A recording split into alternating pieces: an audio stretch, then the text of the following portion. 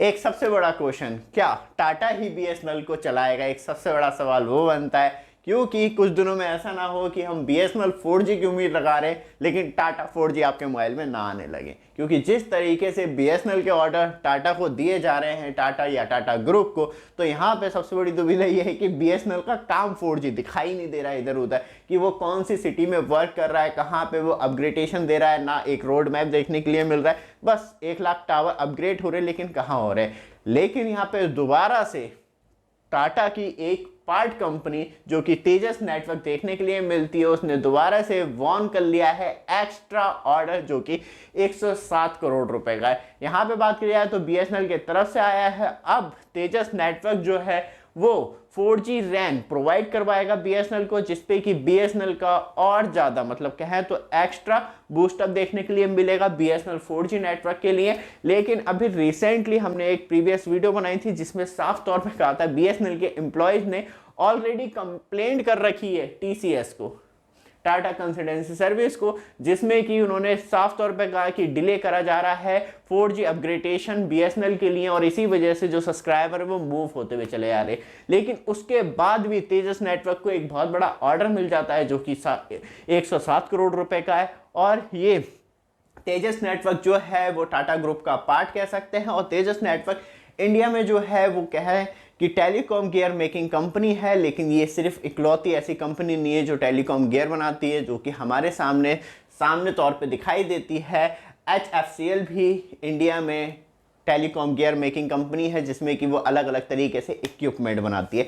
लेकिन बीएसएनएल को सिर्फ एक कंपनी दिखाई देती है, वो है टाटा। और किस तरीके से अपग्रेडेशन किया जा रहा है, एक सबसे बड़ा सवाल वो बनता है, क्योंकि आप भी उम्मीद लगा रहे होंगे कि अभी सिर्फ 2 ही टेलीकॉम ऑपरेटर 5G वर्क करते हुए दिखाई दे रहे हैं और एक सिंगल ऑपरेटर मतलब इंडिविजुअल पे बात की जाए तो VI 4G नेटवर्क वर्क करता हुआ दिखाई दे रहा है। और सिर्फ एक ऐसा ऑपरेटर इंडिया में है जो 2G और 3G पे वर्क कर रहा है, वो बीएसएनएल देखने के लिए मिलता है। तो इस तरीके से डिवाइडेशन हो चुका है टेलीकॉम कंपनियों में। और उसके बाद भी क्या बीएसएनएल अपने आप में इतनी कॉन्फिडेंट नहीं है कि अपने छोटे छोटे टाई अप करके, बात करी जाए तो पेटी कॉन्ट्रैक्टरों से डायरेक्टली अपने बलबूते पे अपग्रेड कर सकती थी टावर्स को, और उस पर कहीं ना कहीं जो बीच का कमीशन है, क्या टाटा ग्रुप कोई फ्री में काम कर रहा है, वो भी अपना कमीशन ले ही रहा होगा। और साफ तौर पे 10% तो खुला ही चलता है, मतलब कॉन्ट्रैक्टर का जो होता है सिर्फ। तो यहाँ पे एक तरीके से कॉन्ट्रैक्टर बेस ही चल रही है। तो यहाँ पे टाटा कंसल्टेंसी, बात की जाए तो तेजस नेटवर्क, इक्विपमेंट की जरूरत है, समझ में आता है कि बीएसएनएल भी खरीद सकती है, लेकिन एक अलग से कमेटी बना के अपग्रेडेशन किया जा सकता था।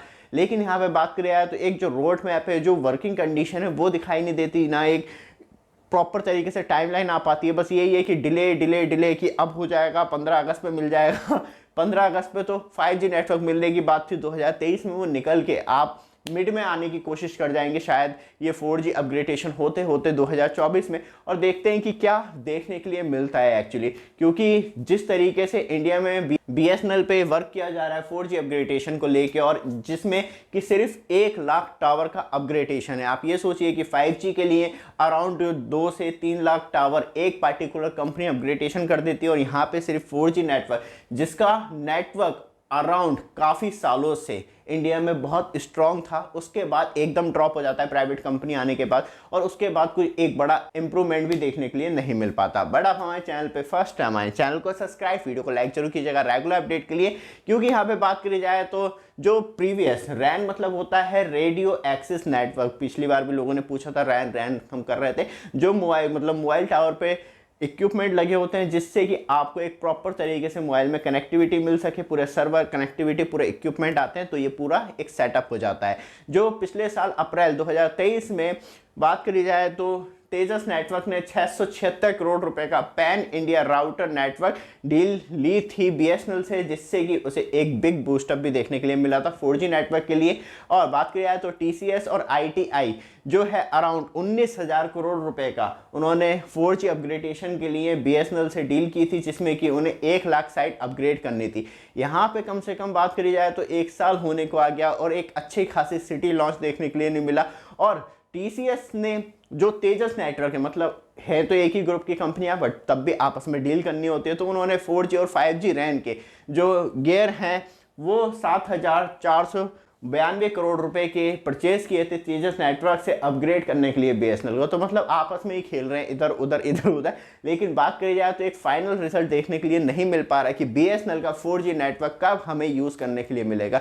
हम दिल्ली सेंट्रल की बात नहीं कर रहे, हम एक ऐसी नॉन मेट्रो सिटी की बात कर रहे हैं जहाँ पे आम उपभोक्ता जो है वो कहीं ना कहीं एक चीपेस्ट प्राइस में टेलीकॉम सर्विस देखता है, और उसके बाद भी वो टेलीकॉम सर्विस काफ़ी सालों से चलती हुई आ रही थी, अब जाके ड्रॉप हुई और उसे उठाने के लिए लाखों करोड़ रुपए खर्च भी किया जा रहा है, लेकिन वो दिखाई नहीं दे रहा कि मार्केट में उसकी क्या वैल्यूएशन है। और जिस तरीके से सब्सक्राइबर चलते चले आ रहे हैं, तो क्या बीएसएनएल बच पाएगा? जिस तरीके से डिले कहें तो टाटा की तरफ से और बीएसएनएल के एम्प्लॉयज़ कंटिन्यू क्लेम कर रहे हैं मिनिस्ट्री से कि ये क्या चल रहा है। देखते हैं क्या नई अपडेट आती है और किस तरीके से अपग्रेड होता है, उस पर हमारी पैनी निगाह रहेगी। जैसी कोई नई और इन्फॉर्मेशन आती है आपको तुरंत मिले, उसके लिए एक छोटा सा काम जरूर कीजिएगा, चैनल को सब्सक्राइब, वीडियो को लाइक जरूर कीजिएगा। धन्यवाद।